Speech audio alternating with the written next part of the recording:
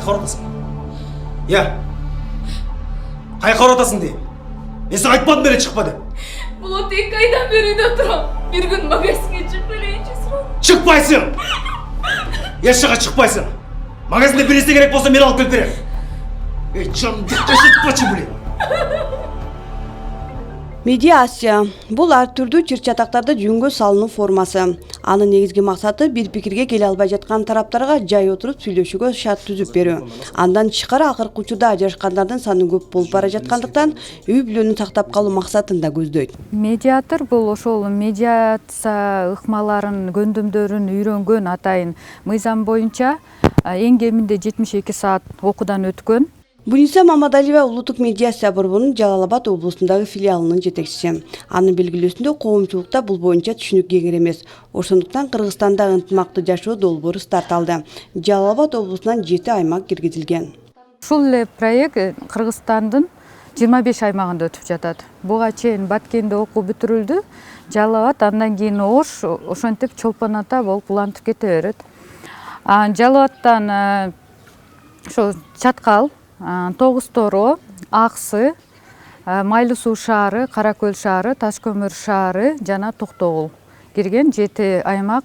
Ошолордон биз катышуучуларды чакырып, атайын медиациянын көндүмдөрүн, ыкмаларын үйрөтүп жатабыз. 7 аймактан келген семинардын катышуучулары бир жума аралыгында медиация жөнүндө түшүнүктөрдү теория жана практика жүзүндө алышты.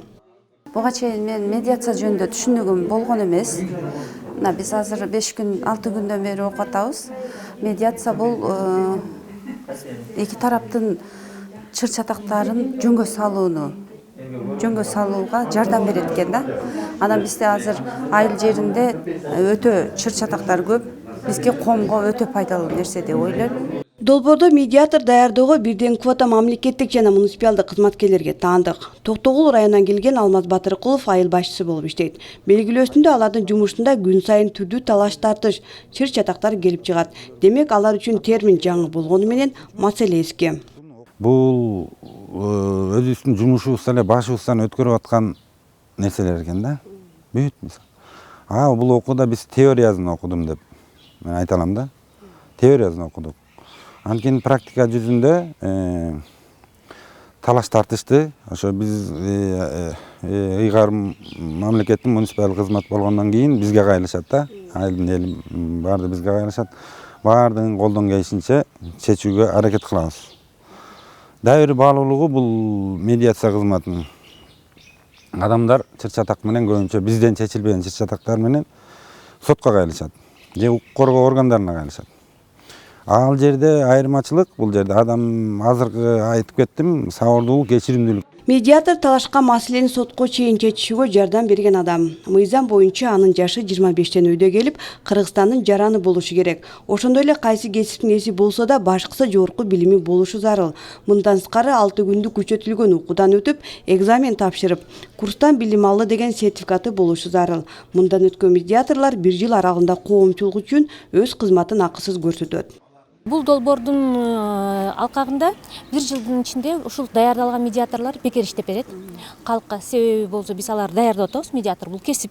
1 жылдын ичинде окуудан өтүшүп атат. Адан кийин тажрыйбасын көтөрүп, атайын курстардан өтүшөт. Адан кийин насаатчылардын колдоосу менен 1 жыл ичинде биз аларды ушул медиаторлордун ишине үйрөтөбүз. Ошол себептен алардын дагы өздөрүнүн салымы бул болсо калкка бекер кызмат кылып берүү. Адан кийин эл көнгөндөн кийин алар болсо бир кандай учурларда акысыз өзүнүн кызматын көрсөтө алат, бир кандай учурларда акылуу. Кандай гана талаштуу маселе болбосун, сотко караганда медиаторлордун жардамы менен ал жеңил чечилет. Башкысы соңунда чечимди соттогудай сот эмес, тараптар өздөрү кабыл алат. Ошондой эле эки жактын тең кызыкчылыктары эске алынат. Гүлжан Амандоева, Байман Тургуналиев, Таш көмүр шаары.